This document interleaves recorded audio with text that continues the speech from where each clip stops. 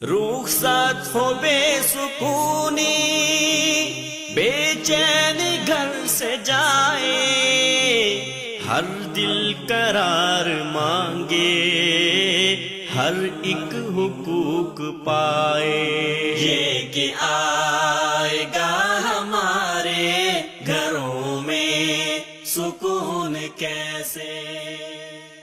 بسم اللہ الرحمن الرحیم۔ السلام علیکم ورحمۃ اللہ وبرکاتہ۔ گھروں میں سکون کیسے، اس پروگرام کے سلسلے میں آپ کی ہوسٹ فائزہ خان ایک دفعہ پھر آپ کی خدمت میں حاضر ہے۔ ہماری خوش نصیبی ہے کہ ہمارے ساتھ اس پروگرام میں خصوصی مہمان کے طور پر شامل ہیں استاذہ نگہت ہاشمی، جو ہماری مختلف مسائل کی جانب رہنمائی کر رہی ہیں۔ اس پروگرام میں شریک گفتگو ہیں ہمارے ساتھ آج کی خاص مہمان سمیرہ ظہور اور ناہید آپا۔ اس پروگرام میں ہمارے ساتھ ہماری آڈینس میں بھی بہت سے لوگ شامل ہیں۔ آج ہم بات کریں گے شادی پر ہونے والی رسومات کے حوالے سے۔ نکاح ایک ایسا موقع جو کہ خوشیاں لے کر آتا ہے۔ خوشیوں کا یہ موقع کبھی تو جان لیوا بن جاتا ہے اور اس سے بڑھ کر کبھی تو ایمان لیوا بن جاتا ہے، اور اب سب سے زیادہ مشکل جو درپیش ہے وہ حیا لیوا بن گیا ہے۔ ساری عمر جن بچیوں کو، جن گھرانوں کو، جن عصمتوں کو سنبھال کے رکھا جاتا ہے، ایک ایسا دن ضرور آتا ہے جو ہمارے معاشرے میں ایسا رخ اختیار کرتا جا رہا ہے جہاں نہ حیا کی نہ ایمان کی، ایسا لگتا ہے کہ کسی چیز کی کوئی پرواہ ہی نہیں ہے۔ اسی موضوع کے لیے آج ہم اکٹھے ہوئے ہیں تاکہ اس صورتحال کو بھی دیکھ سکیں اور اس کے حل بھی استاذہ آپ کی جانب سے ہماری کوئی رہنمائی ہو، ہمیں بھی دیکھنے والوں کو بھی کوئی ایسے ٹپس پتہ چل جائے، اسلام ہمارے اس بارے میں کیا کہتا ہے، ہم یہ جان پائیں۔ تو ہم آپ سے پوچھنا چاہتے ہیں سمیرہ آپا کہ بہت سی شادیوں پہ آپ کو بھی جانے کا اتفاق ہوتا ہوگا اور دین کو بھی سمجھتی ہیں، تو کیسا لگتا ہے آج کل وہ منظر، کچھ منظر کشی آپ کر سکیں؟ جی فائزہ، شادیوں پہ جاتے ہیں اور جاتے رہیں گے انشاءاللہ، مگر یہ ہے کہ پہلے شادی پہ خوشی سے جاتے، خوشی کا موقع ہے یہ، مگر جب واپس آتے ہیں تب وہ خوشی برقرار نہیں رہتی، کیونکہ ایک تو دو تین طرح کی باتیں ہیں جو بہت اپسیٹنگ ہیں اب۔ ایک یہ کہ بے جا فضول خرچی، اور دوسرا یہ کہ ہم نے بہت سی ایسی رسومات اڈاپٹ کر لی ہیں جو ہمارے معاشرے کا حصہ نہیں ہے، دین تو دور کی بات ہے، ہمارے معاشرے کا حصہ بھی نہیں رہیں کبھی۔ مگر اب ہم جب جاتے ہیں تو ہم دیکھتے کہ کوریوگرافرز منگائے جاتے ہیں جو کہ گھر کی بہوؤں اور بیٹیوں کو ناچ سکھاتے ہیں، تاکہ جب فنکشن ہو شادی کا، چاہے مہندی ہو یا کچھ بھی ہو، تو اس پر وہ سب کو مطلب دکھائیں اپنا ایک آئٹم یا دو آئٹم یا چار آئٹم۔ تو یہ ہمارا کلچر نہیں تھا کبھی بھی۔ اور دوسری بات یہ کہ پھر اس کا ویڈیو بھی بنتا ہے، اور وہ دکانوں میں جاتی ہیں ویڈیو بننے کے لیے، فوٹوگرافی سے ہم آگے جا چکے ہیں۔ تو کب ہم لوگوں نے اپنی ویڈیوز بنوائی تھی، مجھے اس بات سے بڑا غم آتا ہے، دکھ آتا ہے۔ اور پھر جو ہمارا ایک متوسط طبقہ ہے اس کے اوپر بہت پریشر ہے کہ جو آپ کے یعنی کہ آپ کا کھاتا پیتا طبقہ ہے، وہ ایک دوسرے کو نیچا دکھانے کے لیے بے حد اور بے جا فضول خرچی کرتے ہیں شادیوں پر، اور ضائع ہوتی ہے ساری چیزیں۔ اور دوسرا یہ ہے کہ دل دکھتے ہیں ان ماؤں اور بیٹیوں کے جو اس نام نہاد رواج کو نہیں اپنا سکتی، یا وہ باپ جنہوں کے بیٹیاں ہیں گھر میں کہ وہ بھی اس طرح اپنی اولاد کو دکھائیں۔ اور سب سے خطرناک بات یہ ہے کہ میڈیا میں جو ہمارے بچے آج کل دیکھتے ہیں وہ وہی اپنانا چاہتے ہیں، اور وہ یہی ناچ گانا دیکھتے ہیں زیادہ تر۔ کوئی اچھے پروگرامز ہم لوگ انٹروڈیوس نہیں کرتے جس سے بچوں کی ذہن کھلے اور اچھی طرف ان کے پازیٹیو۔ جیسے آپ بات کر رہی ہیں کہ ایک تو یہ ہو گیا کہ فضول خرچی بہت زیادہ ہو گئی، دوسرا یہ ہے کہ رسومات نے بہت زیادہ جگہ لے لی ہے، تیسرا یہ ہے کہ آپ اس تکلیف کو دیکھ بھی رہی ہیں کہ وہ تکلیف کس طرف سے بہت زیادہ بڑھتی چلی جا رہی ہے۔ ناہید آپا، میں آپ سے پوچھنا چاہتی ہوں کہ یہ موقع جو خوشیوں کے موقع تھے، یہ حیا اور ایمان کے لٹ جانے کے موقع کیوں بنتے جا رہے ہیں؟ اور آپ بھی بہت سی ابھی ریسنٹلی آپ بھی اپنی بیٹی کی شادی کر کے آ رہی ہیں۔ جی، سب سے جو مجھے لگ رہا ہے نا کہ جو شروع سٹارٹ ہوتا ہے سیگریگیشن، لوگ سیگریگیشن کو ناپسند کرتے ہیں، پہلے سیگریگیشن، اور مجھے لگتا ہے جو نہ سیگریگیشن کرنے ہی سے شر اور فتنے کی یہی بنیاد ہے۔ اچھا، پہلی بنیاد آپ کو یہ لگتی ہے کہ وہاں پر یہ جو ایک سیگریگیشن ختم ہو گئی ہے نا, یہ ٹرینڈ نہیں رہا بالکل. جو مائنڈ کیا جاتا ہے بلکہ فیملیز میں تو بالکل کیوں الگ الگ بٹھا دیا جاتا ہے, ناپسند کیا جاتا ہے کہ انجوائے نہیں لوگ کر سکتے. سیگریگیشن سے یہاں سے سٹارٹ ہوتا ہے, پھر اس کے بعد انہوں نے بھی بتایا انشاءاللہ. اچھا شادی میں کون کون سی رسومات ہے؟ ایک نکاح تو پتا ہے کہ ولیمہ ہے, تو جائز اور ولیمہ تو نکاح, یہ تو جائز رسومات ہیں. مگر ناجائز رسومات جو ان کے کوئی آپ نام لے سکتے ہیں کہ یہاں سے ہمارے ساتھ آڈینس بھی موجود ہے, شادیاں آپ بھی اٹینڈ کرتے ہیں معاشرے میں, ایسے معاشرے میں ہر طرف فیملی میں آؤٹ آف فیملی, پہلے ہم اگر یہ دیکھ لیں کہ کون کون سے رسمیں ہیں جو شادیوں کا حصہ بن چکی ہیں. جی جیسے پہلے تو یلو ڈے ہوتا تھا جیسے اپٹن کہا جاتا تھا, اچھا لیکن یلو ڈے ہے جسے اپٹن کہا جاتا ہے, لیکن اب تو اس کا اضافہ ہوتا جا رہا ہے جیسے گرین ڈے, اور اسپیشل کارڈز پہ یہ بات ضرور لکھی ہوتی ہے کہ یہ والا کلر ہے, آج اس کلر کے کپڑے پہننے ہیں. اچھا یہ یلو ڈے سے مراد ہے کہ یلو کپڑے پہنے جائیں گے, گرین ڈے سے گرین کپڑے سے مراد ہے کہ گرین کلر کے کپڑے پہنے جائیں گے. اب تو ایک نیا رواج یہ بھی چلتا جا رہا ہے, جیسے کلر رکھ دیے جاتے ہیں شادیوں پہ نا, جیسے ہولی کے مترادف ہو جاتے ہیں تو وہ پھینکے جاتے ہیں ایک دوسرے پر, یعنی کہ ہمارے یہ ہمارا کلچر نہیں تھا, یہ ہمارا کلچر نہیں تھا. اچھا میں یہی جاننا چاہ رہی ہوں کہ پہلے اگر ہم تھوڑا سا اس بات کو کھولیں کہ اور کون سی رسومات ہیں. ایک سامنے آئی کہ ایک اپٹن کی رسم کی جاتی ہے, ایک مہندی کی رسم کی جاتی ہے گرین ڈے کے نام سے, اور کون سی رسومات ہیں جو شادی پر نبھائی جاتی ہیں, اور کوئی نام لے سکے ان رسومات کا؟ اور ایک اور رسم ہے مقلابہ. اچھا مقلابہ ایک رسم ہے, یہ شادی نکاح کے بعد اور شاید ولیمے کے بعد ایک رسم ہے جسے مقلابہ کہا جاتا ہے. اسی طرح سے اور کیا رسومات ہیں, آپ کچھ بتا رہی تھی؟ اور یہ جو ڈھولکیاں ہیں بڑی بڑی رکھی جاتی ہیں, ان پہ بڑے بڑے کھانے ہوتے ہیں. ہاں یہ ڈھولک کے سب عزیز و اقارب رشتہ دار بڑے بڑے الگ الگ سے رکھتے ہیں, ٹھیک ہے. بڑی ڈھولکیاں. اچھا بلکہ یہ کھانے بھی ہوتے ہیں بہت زیادہ, بلکہ یہ انہوں نے اچھی طرف توجہ دلائی, یہ صرف ڈھولک اب وہ گھر والے نہیں رکھتے جن کی بیٹی یا بیٹے کی شادی ہوتی ہے. ایک ڈھولک ماموں رکھتے ہیں, ایک ڈھولک نانی رکھتی ہیں, ایک دادی کے گھر ہوتی ہے, تو مختلف بڑے بڑے فنکشنز کیے جاتے ہیں. اچھا اس کے علاوہ کوئی رسومات؟ چلتی ہے وہ شادی پورا ایک ماہ چلتی ہے, اتنے ڈھولک ہوتے ہیں کہ کھانے ہوتے ہیں, اتنے ہی پھر لباس بنتے ہیں. جی میں نے دیکھا پریکٹیکل لائف میں کہ صرف ڈھولک جو ہے وہ ڈھولک ہی نہیں رہ گیا, اس کے ساتھ کھانے کا بھی باقاعدہ اہتمام کیا جاتا ہے. اور پھر اس کے بعد یہ ہوتا ہے کہ آج دلہن کی چچی کے گھر میں ڈھولک کا پروگرام ہے, کل اس کی پھوپھی کے گھر میں ہے, اور ساتھ اس کے کھانے کا اہتمام کیا جاتا ہے, جس میں کہ معاشرے کے اوپر بہت زیادہ مالی بوجھ پڑتا ہے. اس میں اچھا خاصا مالی بوجھ جب پڑتا ہے, پھر ڈانسز کے پروگرام ہوتے ہیں, گانوں کے پروگرام ہوتے ہیں. اپنے گھروں میں بھی آ کے بچیاں پہلے پریکٹس کرتی رہتی ہیں تاکہ رشتہ داروں کے ہاں جب ڈھولک کے پروگرام پہ جائیں گے تو وہاں کے انسلٹ نہ ہو جائے کہ ہمیں ناچ گانا نہیں آیا, تو گھروں میں بھی پہلے پریکٹس کر کے وقت ضائع کرتی ہیں کہ زندگی کے مقصد سے جو ہے وہ بہت دور ہوتے جا رہے ہیں. اچھا یہ ڈھولک کی وجہ سے آپ بڑی امپورٹنٹ بات سامنے رکھی ہے کہ ایک صرف ڈھولک کا فنکشن اپنے گھر کے لیے نہیں رہ گیا, ایک تو وہ مہینوں پر محیط ہو جاتا ہے, پھر مختلف رشتہ داروں کے گھر میں ہو رہا ہے. آپ بات کر رہی تھی کہ کوریوگرافرز بلوائے جاتے ہیں. کوریوگرافر ایک نئی ٹرم ہے شاید بہت سے لوگوں کے لیے, لیکن پہلے تو یہ ہوتا تھا خود سے ریہرسل کرتے تھے, جیسے ابھی آپ بھی کہہ رہی تھی.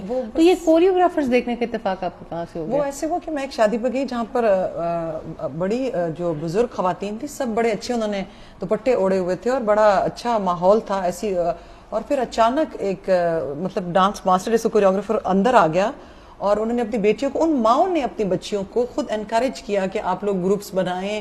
اور مطلب میرا ایسے مقام نہیں تھا کہ میں وہاں پر آواز بلند کرتی, لیکن میرا دل بڑا خراب ہوا کیونکہ پھر وہ بچیوں نے گروپ بنائے, اور وہ جو آیا تھا سکھانے والا اس نے فرق ان کو ڈانس سکھائے, اور جو مائیں باحیات تھی سب کچھ وہ بیٹھی دیکھتی رہیں, اور کسی میں اتنی اخلاقی جرت نہ ہو سکی, نہ رشتہ داروں میں کسی میں, کہ کوئی ان کو روک سکے, کیونکہ میرے خیال میں جو بھی روکے گا اس کو ہم دقیانوسی کہیں گے. یہ دیکھیں آپ خود پریکٹس نہیں کر رہی ہیں, لوگ بلائے جا رہے ہیں, اسپیشلی وہ ڈانس ماسٹر بلائے جا رہے ہیں, اور وہ تیاری کروا رہے ہیں, ایک کمپٹیشن کا ماحول ہوتا ہے, لڑکی اور لڑکی کی طرف کمپٹیشن ہوتا ہے. جی کوئی اور یہاں سے کوئی بات کرنا چاہ رہا تھا؟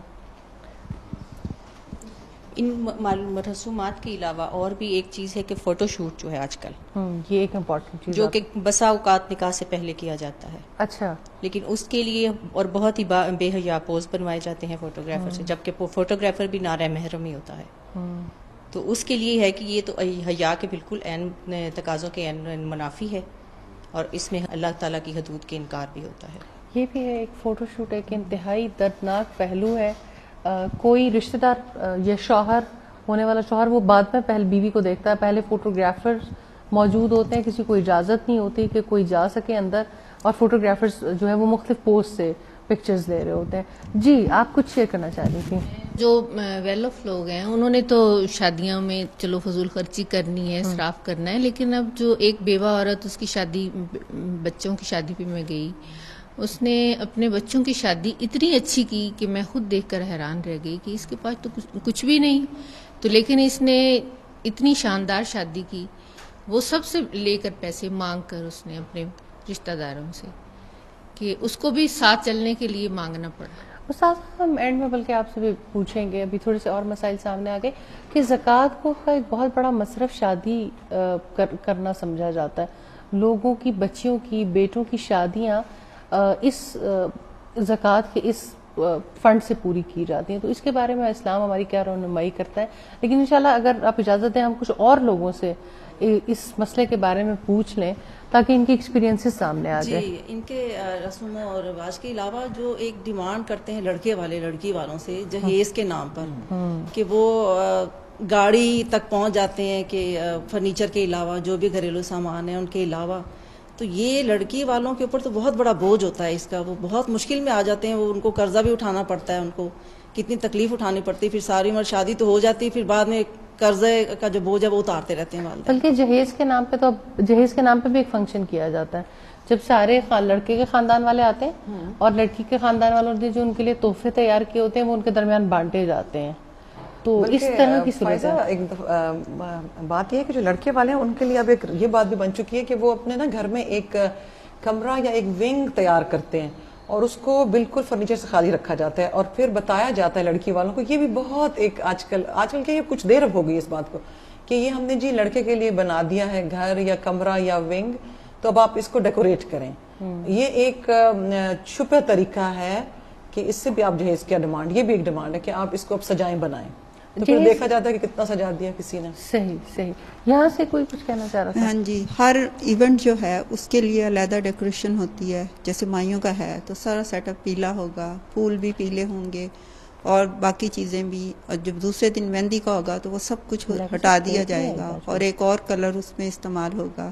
اسی طرح بارات, اسی طرح ولیمہ, ان سب کے سیٹ اپ ہر ایونٹ کے حساب سے کیے جاتے ہیں. اور یہ سارا یہ ایک اہم پہلو ہے جس کی طرف آپ نے نظر توجہ دلائی ہے کہ ایک تو ہے شادی کے جو ڈیز سیلیبریٹ کیے جاتے ہیں, ان ڈیز کو سیلیبریٹ کرنے کے لیے کس طرح سے ایونٹ مینیجرز اور ایونٹ آرگنائزرز ہائر کیے جاتے ہیں جو ہر دن کو ایک نئی لک دیتے ہیں. تو یہ ایک بہت بڑا جو ہے وہ مسئلہ دن بہ دن سامنے آتا جا رہا ہے. جی سائمہ آپ کچھ کہنا چاہ رہے تھے؟ جی, ابھی پیچھے ریسنٹلی شادی جیسے میرے اپنے گھر میں ہوئی ہے الحمدللہ, تو وہ اس میں ہماری ڈیمانڈ یہ تھی کہ ہم پارٹیشن کروائیں گے ہال میں, خواتین اور مرد. لیکن جب ہم وہاں پہنچے تو ایسا کچھ بھی نہیں تھا. پھر میرے والد صاحب نے پوچھا تو انہوں نے بتایا کہ جی کہ پارٹیشن ہم بھول گئے. اب اور وہ کہتے تھے اب ہم دوبارہ کریں گے تو وہ اچھا نہیں لگے گا, آپ کا ہی فنکشن خراب ہو جائے گا. یعنی کہ جو مطلب ایک وہ بہانہ سا مجھے لگتا ہے اب لوگوں کے لیے بھی ہے اور جو ڈیکوریشن کر رہے ہوتے ہیں ان کے لیے, جی یہ آپ کی ڈیکوریشن خراب ہو جائے گی. ان کا جواب یہ تھا کہ آپ نے اتنے پھول, اتنی چیزیں لگوا لی ہیں, اتنا آپ نے پیسہ اگر خرچ کر لی ہے تو پھر آپ پارٹیشن کر کے اس کو سارا بیرا گرک کیوں کر رہے ہیں. یعنی کہ یہ ایک ایسے ورڈ جو مائنڈ سیٹنگ کرنے والے تھے, لیکن دل کو ایک تکلیف تھی. جیسے میری چھوٹی بہانجیاں تھیں, جیسے وہ اسکارف وغیرہ لیتی تھیں, لیکن ان کے لیے بھی میرے اوپر آ کے ڈیمانڈ تھی کہ حالہ آپ نے ایسے کیوں کیا, اب ہم کیا کریں, اب ہم نے تو مطلب تیار ہو چکے ہم لوگ, اب اپنے سر پہ کچھ اسکارف وغیرہ بھی نہیں لے کر آئے. تو اس طرح کے مسائل جو بچیاں یوز کرتی ہیں, یعنی کہ جو اسکارف استعمال کرتی ہیں, ان کے لیے بہت بڑے مسائل ہیں. یا تو یعنی کہ میرا کہنے کا مطلب یہ تکلیف دہ ہے کہ یہ لوگ ہی نہیں مانتے. اگر کچھ خواتین یا کچھ خاندان والے اس کو کرنا چاہیں, ہاں جی, تو پھر یہ جو اگر پارٹیشننگ ہو بھی تو ایک عجیب رواج ہے. جیسے ہی لڑکی آ کے بیٹھتی ہے, لڑکے کے سارے دوست, لڑکے کا سارا خاندان اندر آ جاتا ہے. ادھر سے کھانا ختم ہونے کی دیر ہے, باقی سارے جتنا مرضی پردہ ہو تو سارے خاندان مردوں اور عورتوں کا اختلاط. فائدہ اگر کوئی آگے نہ ہو نا, جیسے شادی پہ جیسے میں اگر آگے نہیں ہو رہی ہے, بچیاں آگے نہیں ہو رہی, تو وہ یہ کہتے ہیں اچھا یہ ناراض ہیں. اب ہمارا تو مسئلہ بیچ میں یہی تھا نا کہ ہم ناراض نہیں ہیں, ہم تھوڑی سی کوشش کر رہے تھے کہ ہم اپنی حدود جو اللہ تعالیٰ نے ہم پہ اپنے حجاب کی حفاظت کر سکیں. ہاں جی, حفاظت کر رہے تھے. جی سمیہ. اسی طرح شادی میں بہت زیادہ یعنی دلہن کو تیار کرنے کے حوالے سے، اس کے کپڑوں کے حوالے سے، اس کے میک اپ کے حوالے سے بہت زیادہ کانشیس ہوا جاتا ہے، اور اس کے لیے بہت زیادہ یعنی منی جو ہے کاسٹ جو ہے لگائی جاتی ہے، اور بہت زیادہ اس کے اوپر جو ہے وہ توجہ دلائی جاتی ہے اور بہت کچھ کیا جاتا ہے. صحیح. کہ دلہن کی تیاری تو ہے، مطلب اس کا اتنا زیادہ ہو گیا کہ بڑے سے بڑے ڈیزائنر 5 لاکھ سے 17 لاکھ تک 20 لاکھ تک جوڑا تیار کیا جاتا ہے، جو کہ بہت ہی زیادہ بیجا مصرف ہے. اور پھر پارلر، بیوٹی پارلر، اور ساتھ ہی اب دولہا کی تیاری بھی شامل کر لی گئی. دولہا کی تیاری ابھی پچھلے دنوں ایک فنکشن پہ دیکھنے کا مقابلہ اتفاق ہو ہوا گیا کہ دلہن 2 پارلر سے تیار ہوئی. ایک پیکج فلاں جگہ کا اچھا تھا، دوسری جگہ فلاں جگہ کا اچھا تھا، تو 2 جگہ سے پیکج لیا ہوا تھا، ایک جگہ سے دلہن کی تیاری بھی ممکن نہیں کی تیاری کے لیے. یہ بہت سے مسائل ہیں جن کے بارے میں بات کر رہے ہیں، لیکن ایک مختصر سے وقفے کے بعد دوبارہ حاضر ہوتے ہیں اور ہم استاذہ سے پھر ان کی رائے لیں گے. ایک چھوٹے سے وقفے کے بعد حاضر ہوتے ہیں. روح ساتھ ہو بے سکونی، بے چین گھر سے جائے، ہر دل قرار مانگے، ہر ایک حقوق پائے. یہ کہ آئے گا ہمارے گھروں میں سکون کیسے. روح ساتھ ہو بے سکونی، بے چین گھر سے جائے، ہر دل قرار مانگے، ہر ایک حقوق پائے.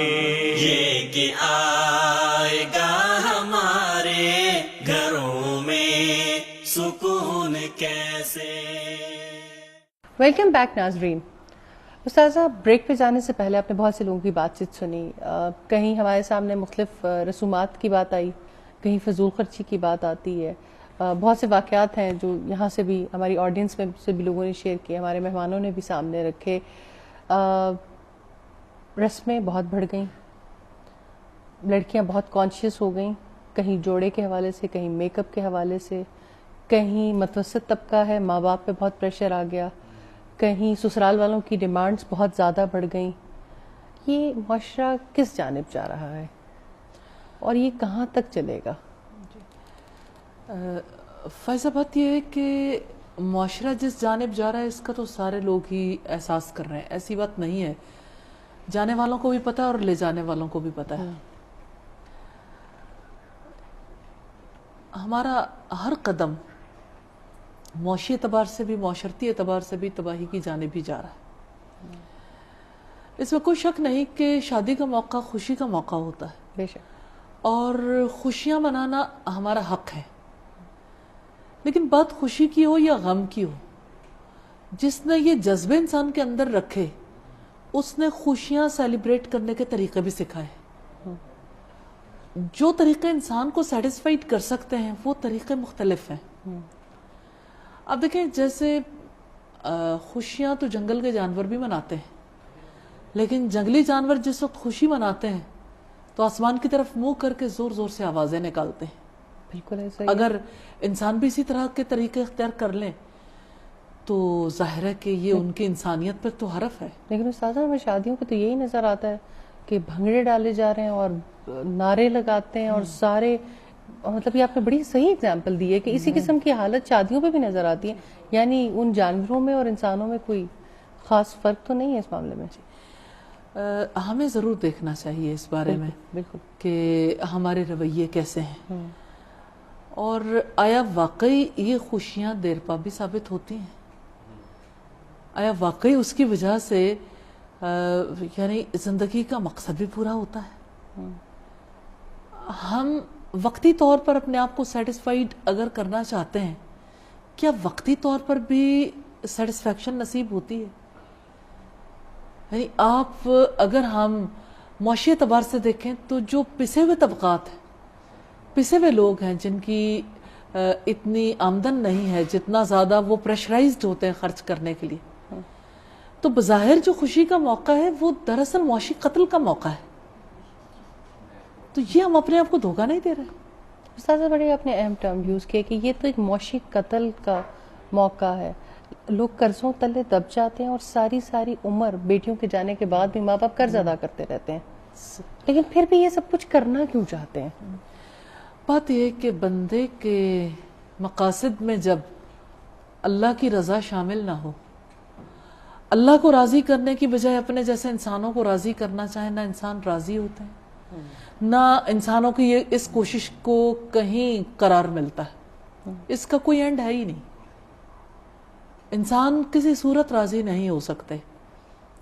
تو اللہ کو راضی کرنا انسان نے چھوڑا، اور اللہ تعالیٰ جب ایسے انسان کو انسانوں کے حوالے کر دیتے ہیں تو انسان تو بڑا ظالم ہے. وہ دوسروں سے کسی بھی اعتبار سے خوش نہیں ہوتا، چاہے کوئی اپنی جان دے ڈالے.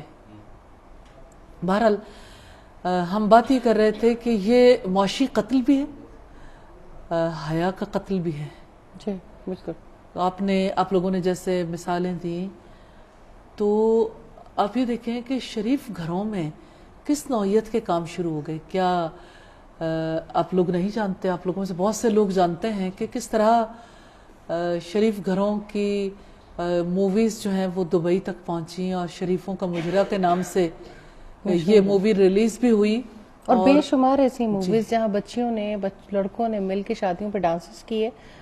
ہر کوئی گواہ ہے. آپ یوٹیوب پہ چلے جائیں اور مختلف ایسی اس پہ چلی جائیں، انٹرنیٹ پہ چلے جائیں، اور یو جسٹ فائنڈ آؤٹ کہ آپ کو ایک لسٹ مل جاتی ہے اس قسم کے ڈانسز کی جو پرائیویٹ فنکشنز میں اپنے گھرانوں کے، اور ساری زندگی وہ اسی طرح سے پردہ اوڑے ہوئے چادر دوپٹہ لیے ہوئے بیٹھ جاتے ہیں. لیکن شادی کا ایسا موقع کنسیڈر کیا جاتا ہے کہ جس پہ ہر چیز کو بالائے طاق رکھا جا سکتا ہے. باپ بھی الاؤ کرتے ہیں، بیٹے بھی، بھائی بھی. ایک عجیب معاملہ نظر آتا ہے. اصل میں بات یہ ہے کہ زندگی پر اپنے رب کا حق تسلیم کر لیں تو بڑی آسانی ہے. اور اگر اپنے رب کا حق تسلیم نہیں کیا، زندگی کا مالک خود کو سمجھا یا اپنے جیسے انسانوں کو سمجھا، تو رب کی غلامی جو نہ رہی، انسانوں کی غلامی ہو گئی. جب انسان کا غلام بن گیا تو اب غلامی میں تو سارے ہی سلسلے مختلف ہوتے ہیں. غلامی میں تو انسان پھر معاشی پریشر بھی برداشت کرتا ہے، معاشرتی طور پر بھی متاثر ہوتا ہے، ایکسپلائٹیشن ہوتی ہے معاشرتی طور پر بھی، حیا بھی قتل ہوتی ہے. پھر تو کچھ بھی انسان کے پاس باقی نہیں رہتا. تو ہمیں تو اس وقت دیکھنے کی ضرورت یہ ہے کہ ہمیں نفع کہاں کا ہے. کیا دنیا کا؟ تو دیکھ لیں کتنے زیادہ خاندان ہیں جو انڈر پریشر آ کے اس طرح سے معاشی طور پر قتل ہو رہے ہیں. کیا معاشرتی طور پر ہمیں اس سے بہتری نصیب ہوئی؟ ہمارے خاندانوں میں خوشیاں زیادہ ہو گئیں، سکون زیادہ ہو گیا. کیا لڑکے اور لڑکی کے درمیان انڈرسٹینڈنگ زیادہ ہو جاتی ہے؟ کیا شادی کے بعد گھرانوں کے اندر خوشیوں کا دور دورہ ہو جاتا ہے؟ تو ایسا بھی نہیں ہے. جس کی بنیاد غلط ہو وہاں پر کس طرح سے. جی. اور پھر یہ ہے کہ معاشرتی اعتبار سے خاندانوں کے درمیان ان مواقع پر جو کلیشز پیدا ہوتے ہیں، یا تو وہ رشتہ یعنی توڑنے کے قریب پہنچ جاتے ہیں، یا یہ ہے کہ دلوں کے اندر خلش اور ساری زندگی کا دکھ اور تکلیف یہ مسلسل ساتھ چلتے ہیں. اس لیے ہمیں اپنی اصل کی طرف لوٹ کے جانا چاہیے. ہم اگر دیکھیں رسول اللہ صلی اللہ علیہ وسلم کے عہد میں جو شادیاں ہوتی تھیں، آپ صلی اللہ علیہ وسلم نے خود نکاح کیا. آپ صلی اللہ علیہ وسلم کی ایک سے زیادہ شادیاں، آپ کی بیٹی کی شادی، اسی طرح سے مدینہ میں رخصت ہو بے سکونی، بے چین گھر سے جائے، ہر دل قرار مانگے، ہر ایک حقوق پائے. یہ کہ آئے گا ہمارے گھروں میں سکون کیسے. پروگرام میں دوبارہ خوش آمدید. استاذہ ہم بات کر رہے تھے کہ مال جس طرح سے استعمال کیا جاتا ہے، یا یہ نہیں سمجھا جاتا کہ مال اللہ کی امانت ہے اور اس کو اسی طریقے سے استعمال کرنا تھا. دوسرا جو ایک حیا پہ ہمارے ہٹ ہوا ہے، کوئی فوٹوگرافر تھے جو بیٹھے ہوئے تھے تو اچانک عورتوں میں چلے گئے، تو کچھ عورتوں نے شور مچانا شروع کر دیا کہ آدمی آ گیا، آدمی آ گیا، آدمی آ گیا. تو انہوں نے کہا کہاں آدمی آ گیا؟ تو انہوں نے کہا یہ آدمی آ گیا، دیکھو فوٹوگرافر اندر آ گیا. انہوں نے کہا یہ تو فوٹوگرافر ہے، آدمی نہیں ہے. تو مطلب یہ جو ایک کانسیپٹ، آپ یہ دیکھیں کہ کیا کانسیپٹ ہے جو ذہن سے اڑ گیا کہ یہ تو فوٹوگرافر ہے، یہ آدمی نہیں ہے. لیکن صرف اسی کی بات نہیں ہے فائزہ. جی. کوئی فوٹوگرافر ہے, کوئی کھانا سرو کرنے کے لیے آ رہا ہے, کرنے والا, کوئی ڈانس سکھانے کے لیے آ رہا ہے, کوئی کسی اور مقصد کے لیے. تو اصلاً اگر دیکھا جائے تو عورت کو عورت نہیں رہنے دیا گیا. عورت تو چھپی ہوئی چیز ہے نا, تو مطلوب تو یہی ہے کہ کسی بھی طرح سے اس کو ظاہر کر دیا جائے. تو رب نے تو اسے قیمتی قرار دیا, قیمتی موتیوں کی طرح, جیسے موتی چھپا کے رکھے جاتے ہیں یا ہیرے چھپا کے رکھے جاتے ہیں اور موقع پہ استعمال کیے جاتے ہیں. تو اسی طرح سے عورت کو قیمتی متاع قرار دیا اور عورت کو چھپ کے رہنے کا حکم دیا. جی آپ نے صحیح کہا کہ عورت تو ایک قیمتی متاع ہے. جی سائمہ آپ کچھ کہنا چاہ رہی ہیں؟ اب نا یہ ایک کانسیپٹ ڈال دیا گیا کہ جب آپ نے برائڈل نے تیار ہونا ہے تو ایک میل سے, یعنی کہ اب میل پہلے تو عورتوں کے لیے پارلر ہوتے تھے, عورتیں ہوتی تھیں اس میں, لیکن اب تیار کرنے کے لیے مرد اس فیلڈ میں بہت زیادہ آ گئے ہیں. اب بچیوں کے ذہن میں یہ چیز ڈال دی گئی ہے کہ آپ نے جیسے اتر شہزاد ہیں یا اور بہت سے اچھے جو میک اپ کرنے والے لوگ ہیں ان سے آپ نے تیار ہونا ہے. یعنی کہ ہم یہ دیکھتے ہیں کہ بچیاں جو ہیں اب آپ نے دیکھا تیار ہو رہی ہیں, تو یہ ایک غلط چیز ہے کہ جب بچی تیار ہو رہی ہے, ایک پاکیزہ رشتے میں ایک داخل ہو رہی ہے, تو وہ پہلے ایک آدمی سے, یعنی کہ اب وہ دیکھیں نا کہاں کہاں آپ کے چہرے پہ بھی لگتے ہیں, گردن پہ بھی آپ کا دوپٹہ بھی سیٹ ہو رہا ہے, ہر طرح کی ہم سب لوگ بہتر جانتے ہیں اس کو.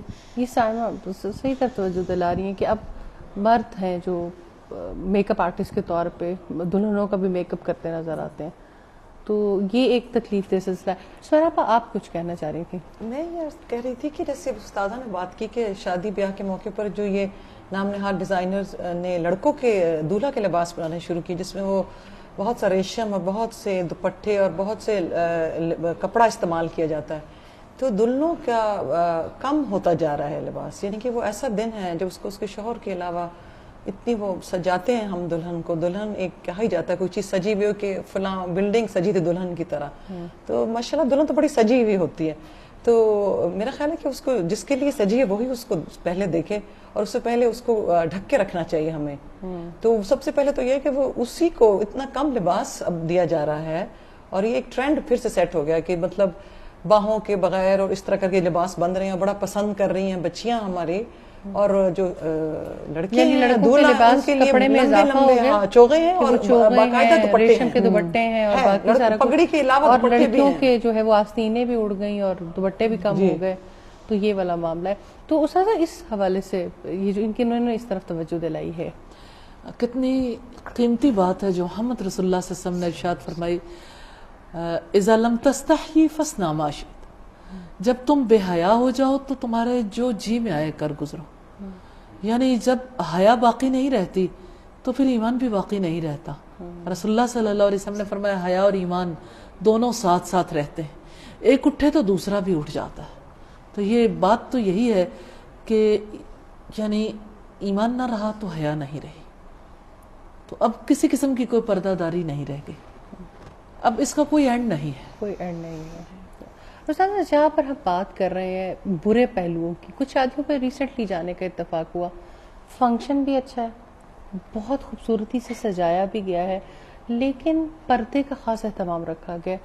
فیمیلز اپنے ایریا میں خوش باش ہیں, کھیل رہی ہیں, اچھی بات چیت ہو رہی ہے, گپ شپ کا سلسلہ بھی ہے. ایون بہت زیادہ معاشرے میں ٹرینڈ آ گیا کہ اس دن پہ کوئی نہ کوئی ایسی محفل کا بھی بندوبست کیا جاتا ہے کہ جس میں آپ اچھی بات کریں مہندی کے بجائے. جینٹس اپنے ایریا میں انجوائے کر رہے ہیں, فیمیل ویٹریسز ہیں, جینٹس کے ساتھ پہ جینٹس ہیں. اس حوالے سے اگر اس طرح سے خوشیاں سیلیبریٹ کی جائیں تو کیا یہ اچھا ہے یا یہ بھی اسراف کی طرف چلا جاتا ہے؟ فائزہ بات یہ ہے کہ اسلام اپنے لمٹس کے اندر اور فضول خرچی سے بچتے ہوئے خوشیوں کو صحیح انداز میں سیلیبریٹ کرنے سے نہیں روکتا. صحیح, آپ سیلیبریٹ کر سکتے ہیں, اور مثالیں سیٹ ہونی چاہیے سنت کے مطابق کہ لوگ بیٹھیں, اچھے طریقے سے بیٹھیں, اور جیسے عام طور پر اپنی خوشیاں مناتے ہیں اسی طرح سے خواتین اپنے دائرے میں ہوں, مرد اپنے دائرے میں ہوں. خواتین میں اچھی چیزیں رواج دی جا سکتی ہیں. اس موقع پر آپ دیکھیں کہ جہاں پر میوزیکل پروگرامز ہوتے ہیں تو باشعور انسانوں کو تو اس موقع پر اچھی شیئرنگز کرنی چاہیے, اچھی شیئرنگز, اچھی یادیں لڑکی کے بارے میں, لڑکے کے بارے میں. جیسے عربوں کے یہاں یہ رواج تھا کہ جب کبھی نکاح کا موقع آتا تو ایک فرد لڑکے والوں کی طرف سے کھڑا ہوتا اور ایک فرد لڑکی والوں کی طرف سے, اور لڑکے والوں کی طرف سے جو ہوتا وہ لڑکے کی خوبیاں بیان کرتا, جو لڑکی والوں کی طرف سے ہوتا وہ لڑکی کی خوبیاں بیان کرتا. سارے اہل خاندان کو پتہ لگ جاتا کہ یہ دو لوگ جو آپس میں رشتہ نکاح میں بندھنے جا رہے ہیں یہ کس نوعیت کے لوگ. اور اسی طرح خوبصورت ایونٹ ہوگا کہ جہاں پر یہ طریقہ کار اختیار کیا. اور عربوں کے یہاں آج بھی ایسا ہے کہ جہاں بہت سارے ممالک میں کہ لوگ اس دن پہ مل بیٹھتے ہیں تو اس میں کوئی کھانوں کا بہت بڑا انتظام نہیں اور ایسے معاملات نہیں. مثال کے طور پر ایک مصری شادی اٹینڈ کرنے کا اتفاق ہوا تو اس شادی میں لوگ جو تھے وہ اسی طرح سے شامل ہوئے جیسے کوئی ون ڈش پارٹی ہوتی. ہر کوئی آتے ہوئے اپنی پسند کی ڈش بنا کے لے آیا, انہوں نے پیچھے ٹیبل پہ لگا دی اور یہ ہے کہ ہر ایک نے اپنی اپنی کوئی نہ کوئی بات شیئر کی. دلہن نے بھی اپنی بات شیئر کی اور دلہن نے اس موقع پہ کچھ سنایا بھی. پھر بعد میں سبھی لوگوں نے مل کے جو سب لوگ لے کے آئے تھے مل بانٹ کے اسے کھایا اور بڑے اچھے انداز میں اور بہت زیادہ انہوں نے اس موقع سے انجوائے بھی کیا. تو یہ تو یعنی آپ کے شعوری کاوشیں ہیں کہ کس طرح سے ہم اپنے اسلام کے دائرے کے اندر رہتے ہوئے, سنت کے دائرے کے اندر رہتے ہوئے انہی مواقع کو اچھے طریقے سے سیلیبریٹ کر سکتے ہیں. یعنی خوشیاں منائی جا سکتی ہیں. خوشیوں پر اسلام پابندی نہیں لگاتا لیکن پابندی ان بیجا رسومات پر لگاتا ہے جو ہمارے معاشرے میں ناسور کی طرح ان اقدار کو کھاتی جا رہی ہیں. یہاں سے آپ میں سے کوئی کچھ سوال پوچھنا چاہے یا کوئی اور بات سامنے رکھنا چاہے. یہ 3 سوال ہیں جو میں کہتی ہوں کہ دلہا اور دلہن کے جو بندھن ہے نا اس کو کمزور کرنے کے لیے لوگ کرتے ہیں کہ آپ کہاں سے تیار ہوئیں, آپ کے سسرال نے کہاں سے تیار کروایا. دوسرا یہ ہوتا ہے کہ آپ کو منہ دکھائی میں کیا ملا. لڑکے کو سوال کرتے ہیں آپ کو گاڑی ملی, یہاں سے خرابیاں شروع ہو جاتی ہیں. وہ آپس میں ایک دوسرے سے کہتے ہیں کہ آپ نے ہمارے لیے یہ نہیں کیا. لڑکی کہتی نہیں آپ کے ماں باپ نے مجھے اچھی جگہ سے تیار نہیں کروایا. میری فرینڈز پوچھ رہی تھیں میری تو انسلٹ ہو گئی, میں تو اچھی جگہ سے تیار نہیں ہوں. یہ آپ نے بہت ہی خوبصورت اس کے لیے الفاظ کا بھی چناؤ کیا کہ 3 ایسی وجوہات ہیں جس کی وجہ سے گھرانے جو ہیں وہ اور رشتہ یہ برباد ہو رہا ہے. ایک وہ دلوں میں دوریاں پیدا کرتا ہے. یہ بڑی خوبصورت بات ہے. ہر کوئی پوچھتا ہے تم کہاں سے تیار ہوئی, سسرال والوں نے کہاں سے تیار کروایا اور منہ دکھائی میں کیا دیا اور لڑکے کو کیا ملا. تو یہ جو ہے یعنی یہ کہ ان کوسچن سے لوگ اجتناب کریں نا تو اصلاح کی صورتحال پیدا ہو سکتی ہے. یعنی اسراف سے بچنے کے لیے, فضول خرچی سے بچنے کے لیے اور تکلیف دہ حالات سے بچنے کے لیے بہرحال یہ بڑی اہم طرف آپ نے توجہ دلائی, بہت اہم طرف توجہ دلائی ہے. اسی طرح سے بارات ایک ایسا ایلیمنٹ ہے کہ جس پہ اتنا پریشر ہوتا ہے لڑکی والوں پہ کہ لڑکے کا خاندان بھی آئے گا, لڑکے کے دوست بھی آئیں گے. یہی تو شادی کا موقع ہے جہاں سب کو بلانا ہے اور بڑی بڑی باراتیں جا رہی ہیں. سم ٹائم لڑکی والے اوائڈ بھی کر رہے ہوتے ہیں. لیکن اس میں یہ ضرور چاہوں گی آپ کوئی ایسی نصیحت ضرور کریں بچیوں کے لیے بھی, بچوں کے لیے بھی, ماں باپ کے لیے بھی, سوسائٹی کے لیے بھی, کیونکہ معاشرہ تمام لوگوں کے اکٹھے ہونے سے ہی وجود میں آتا ہے اور یہ جو پریشر گروپس کریٹ ہو جاتے ہیں, کوئی ایسی بات جو سننے والے کے دلوں پہ اثر کر جائے, کوئی 2 3 4 ٹپس کہ کیا چیزیں ہم اپنی زندگی میں اپنائیں تو یہ رشتے زیادہ اچھے نبھ سکتے ہیں اور سکون بھی آ سکتا ہے. جی فائزہ, بات یہ ہے کہ شادی کا یہ موقع جس میں آپ نے ابھی ایک اصطلاح استعمال کی بارات, بارات ہندوؤں کے یہاں ہوتی ہے. اسلامی تہذیب کے حوالے سے دیکھیں تو ہمیں بارات کا لفظ نہیں ملتا. ہمارے یہاں تو سعید بن مسیب رحمہ اللہ جیسے شخصیت نے اپنی بیٹی کا نکاح کیا تو بیٹی کو خود جا کے شام کو شوہر کے گھر پہنچائے تھے. اتنی سادگی اور کتنا زیادہ سکون ہے سادگی میں. تو اصل بات یہ ہے کہ میں تو یہی کہوں گی کہ رخ لوگوں کی طرف کرنے کی بجائے رخ اللہ کی طرف کر لیں. اللہ کی طرف رخ کریں گے تو محمد رسول اللہ صلی اللہ علیہ وسلم کا طریقہ اچھا لگے گا اور رسول اللہ صلی اللہ علیہ وسلم کے طریقے پر عمل کریں گے, اللہ کی محبت بھی ملے گی اور اللہ تعالیٰ کی جانب سے مغفرت کا وعدہ بھی ہے. اور سچی بات یہ ہے کہ چھوٹی چھوٹی خوشیوں میں سکون بھی نصیب ہوگا. اور یہ جو بڑے ایونٹس ہیں ان کو بھی صحیح طریقے سے سیلیبریٹ کر کے حقیقی سکون حاصل ہوگا. اور ان ساری رسومات سے، ان قباحتوں سے بچنا چاہتے ہیں تو قباحتوں سے بچنے کا طریقہ کار یہی ہے کہ جو چیزیں بگاڑ کا سبب بن رہی ہیں سارے لوگ اس کو اوائڈ کریں، صحیح کوشچنز نہ کریں.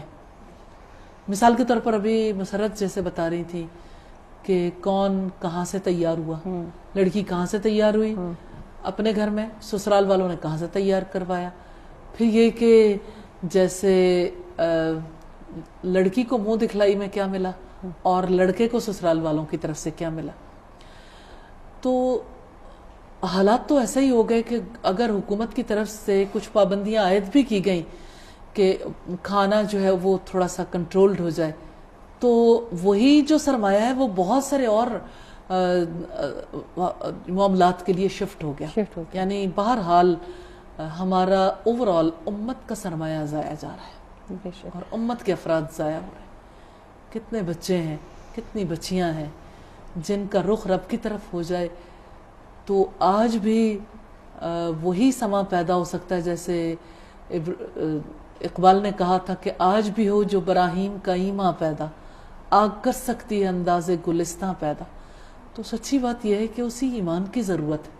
تو توجہ رب کی طرف کر لیں اور ایک دوسرے سے سوالات کرنے چھوڑیں. اور کمپٹیشن کا یہ میدان نہیں ہے، یہ مسابقت کا میدان نہیں ہے. اگر کسی کو مسابقت کرنی ہے تو ایمانی کاموں میں اور اللہ کی نظروں میں بڑا بننے کے لیے کوشش کرنی چاہیے. اللہ تعالیٰ ہمیں اس کی توفیق دے. آمین. جزاک اللہ استاذہ. میں آپ کی بہت شکر گزار ہوں کہ آپ نے بہت خوبصورت انداز سے ایسی باتیں ہمارے سامنے رکھی ہیں جو یقیناً ہمارے دلوں پہ بھی اثر جنہوں نے کیا ہے، لیکن دیکھنے والوں کو بھی انشاءاللہ اس سے فائدہ ہوگا. میں اپنے مہمانوں کا بھی شکریہ ادا کرنا چاہتی ہوں جنہوں نے اپنا وقت نکالا اور ہم آج آپ لوگوں کے پاس آئے، ہم لوگوں کے پاس آئے کہ اس مسئلے پہ زیادہ تفصیلی بات کی جا سکے. میں اپنی آڈینس کی بھی بہت زیادہ شکریہ ادا کرنا چاہتی ہوں. بات بہت سچی ہے کہ ہم اپنا رخ اپنے رب کے جانب کر لیں اور طریقہ وہ ہمیں رسول اللہ دے گئے ہیں. ساری مشکلات کا اس کے علاوہ کوئی حل نہیں ہے. آئندہ پروگرام میں کسی اور موضوع کے ساتھ حاضر ہوں گے. جب تک کے لیے اجازت دیجیے. السلام علیکم ورحمۃ اللہ وبرکاتہ. ہر شخص چاہتا ہے خوشحال ایک گھرانہ، گہوارائے محبت الفت کا آشیانہ، رخصت ہو بے سکونی، بے چین گھر سے جائے، ہر دل قرار مانگے، ہر ایک حقوق پائے. یہ کہ آئے گا ہمارے گھروں میں سکون کیسے